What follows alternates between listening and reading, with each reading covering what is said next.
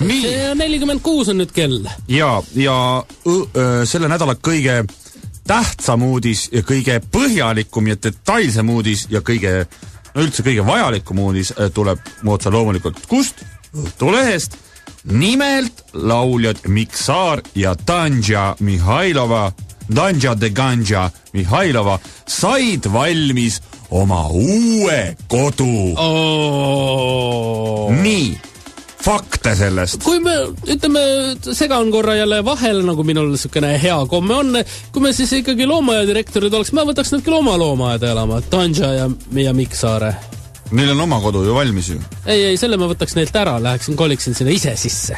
Nii. Loe siis palun fakte nende uuest kodust. Remont kestis 6 kuud. Selge. Korter on hästi hubane. Need on kusjuures selle artikli 2 esimest lauset ka. Igav. Mis igav? Need on vajalikud faktid. Suured ja lahedad aknad. Hea istuda ja vaadata, kuidas lumi langeb ja oravad hüppavad puudel.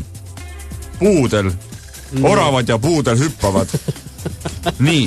Nüüd siit saime ka aimu siis, kes see on Miksaare ja Danja Mihhailova koduloomad. Need on orav ja puudel. Danjal on siis puudel ja Mikul on oma orav. Tal peaks ju ninasarvik olema, mitte orav. Kus sa selle uues korteris ninasarvikuga? Orav on normaalne loom. Olgu. Mitte, et ninasarvik on ebanormaalne, aga lihtsalt ei mahu ära. Tõesti loogiline ju. Ma ei tea, mida sa ajad. Nii. Remondi ajal, väga tähtis, kuula nüüd.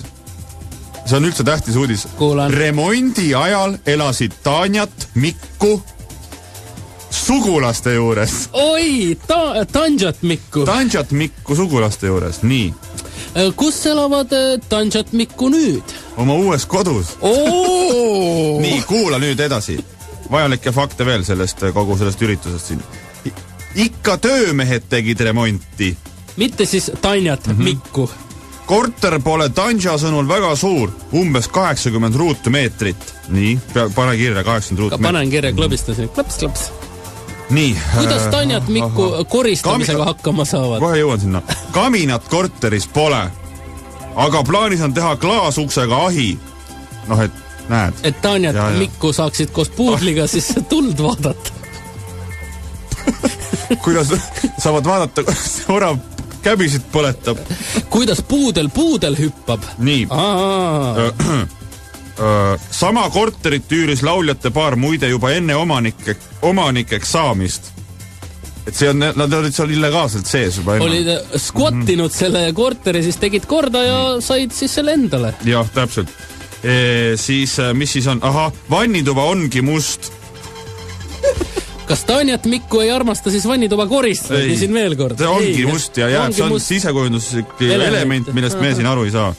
Nii, mis siis veel? Meil on vana mööbel, pole vaja paljusid asju praegu. Väga õige. Õige.